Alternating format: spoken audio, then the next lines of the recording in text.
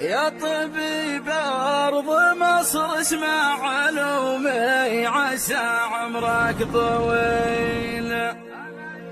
أنا جايب لك أغلى الناس وأنا بوجه الله تعالى، جيت من مكة ولا مال عندي في أكبر الجبال. كان تقدر تعوض من عظامي ترى روحي فداله، وانا ممنون لك لن كان تقدر تقدم واستلم. لا تفكر في الأموال ما تطلبه تمر وتبشر، المهم من يعود أبوي طيب ويرجع لي بخير. لا تقول ليش تبكي يا طويل والعمر والوضع عادي، خلي قلبك قوي وابوك عدوا عن 70 عام. أنت يا حضرة الدكتور معذور ما تدري من أبي الجود والأمجاد والرمز والقلب الكبير. الله كم كان له هيبة وصولة في الدنيا وجولة، والله كم من قضية حلها قبل قاضي المحكمة، والله كم يوم ينهي مشكلة للعرب ما يوسى منها. الله اللي عطاها الوجه والجوه ما بين العرب.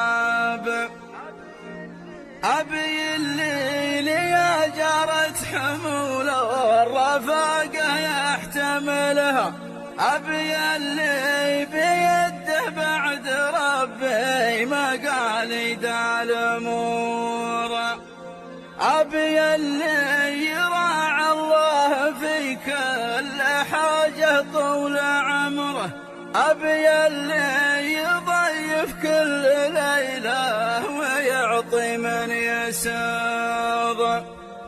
لا تغارب دموعي يوم نثرتها من شان غالي، كان مبكي بذا المقاف بالله ويش ابكي منه. بأرض مصر اسمع علومي عسى عمرك طويل. أنا جايب لك أغلى الناس وأنا بوجه الله تعالى، جيت من مكة ولا مال عندي في أكبر الجبال. كان تقدر تعوض من عظامي ترى روحي فداله، وانا ممنون لك لن كان تقدر مستجنبين طيرات العسامي. في الأموال ما تطلبه تمر وتبشر، المهم من يعود أبوي طيب ويرجع لي بخير. لا تقول ليش تبكي يا طويل والعمر والوضع عادي، خلي قلبك قوي وابوك عدوا عن 70 عام. أنت يا حضرة الدكتور معذور ما تدري من أبي الجود والأمجاد والرمز والقلب الكبير. الله كم كان له هيبة وصولة في الدنيا وجولة، والله كم من قضية حلها قبل قاضي المحكمة، والله كم يوم ينهي مشكلة